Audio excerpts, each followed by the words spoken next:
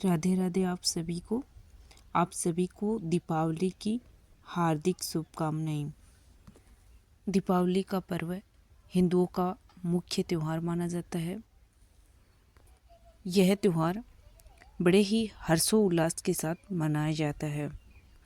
आज की इस वीडियो में मैं आपको दीपावली की सबसे सरल विधि बताऊंगी।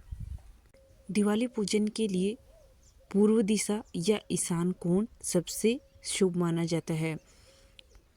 जिस जगह पर आपको दिवाली की पूजा करनी है उस जगह को साफ सुथरा कर लें। इसके बाद वहाँ पर एक चौकी लगा लें। चौकी पर लाल रंग का कपड़ा बिछा लें। इसके बाद माता लक्ष्मी, गणेश जी, कुबेर जी व माता सरस्वती का कैलेंडर, जो कि आपको बाजार में आसानी से मिल जाएगा, वह आप लगा लें। माँ लक्ष्मी व गणेश जी की मूर्ति पाटे पर विराजित करने के लिए पहले उन्हें चावल का आसन दें और फिर माँ लक्ष्मी व गणेश जी की मूर्ति को पाटे पर विराजित करें। माँ लक्ष्मी की मूर्ति गणेश जी की दाहिनी ओर होनी चाहिए। गणेश जी व माता लक्ष्मी के साथ आप भगवान विष्णु को जरूर विराजमान कीजिए।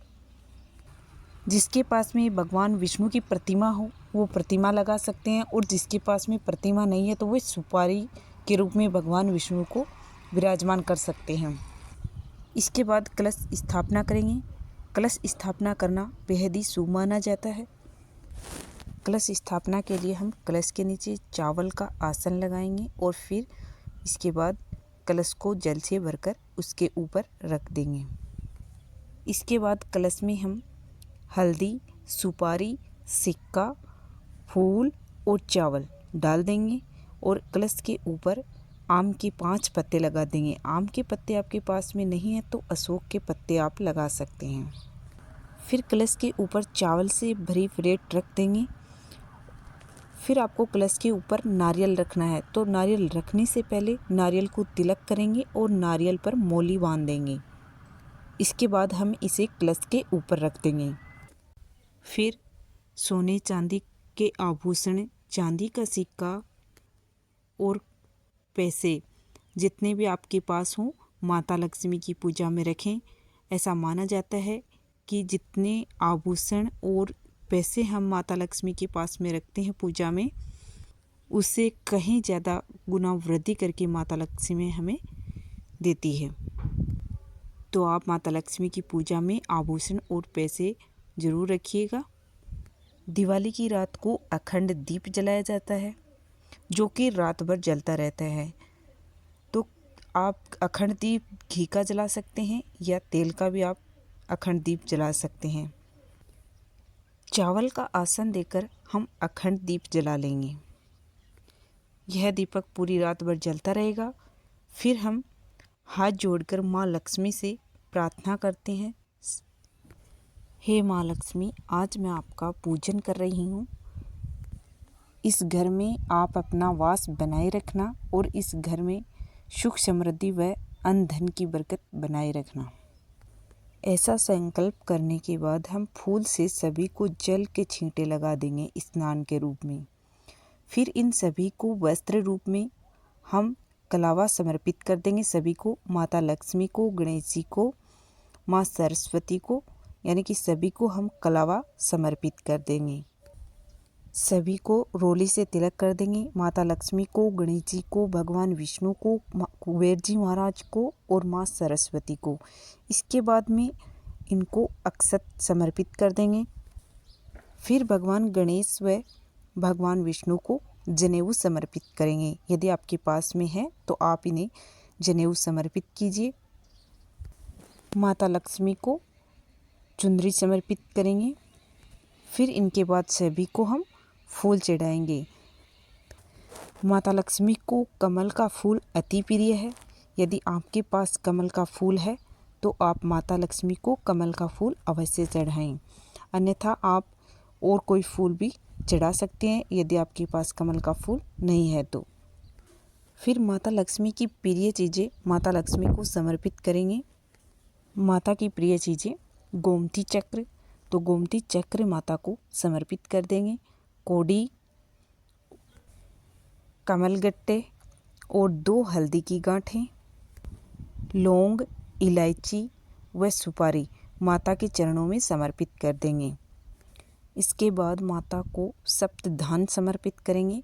इसमें आप साबुत धनिया, जो कि धनतेरस के दिन आप लिया था वहीं लें।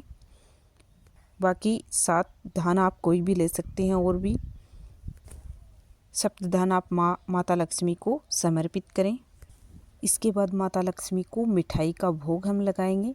जो भी आपने घर में बनाई है या फिर आप बाज़ार से जो भी लेकर आए हैं, इन सभी मिठाइयों का भोग माता लक्ष्मी को लगाएंगे।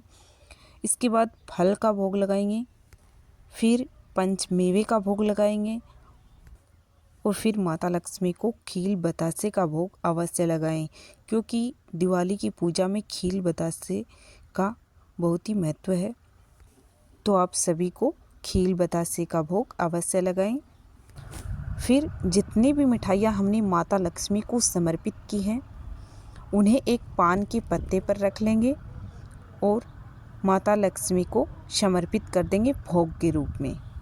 फिर माता लक्ष्मी को सभी को जल समर्पित करेंगे। फिर माता लक्ष्मी को हम दक्षिणा समर्पित करेंगे। दक्षिणा पूजा में हुई कमियों को पूरी करती है। फिर थोड़े से खील बतासे हाथ में लेकर हम दिवाली की व्रत कथा सुनेंगे। यदि आपने व्रत किया है तब तो आप ज़रूर सुने और यदि व्रत नहीं किया है तो भी आप इस कथा को सुने, क्योंकि कथा सुनना बहुत ही शुभ होती है। कथा सुनने के बाद जो खील हमने हाथ में लिए हैं वे माता लक्ष्मी के चरणों में समर्पित कर देंगे।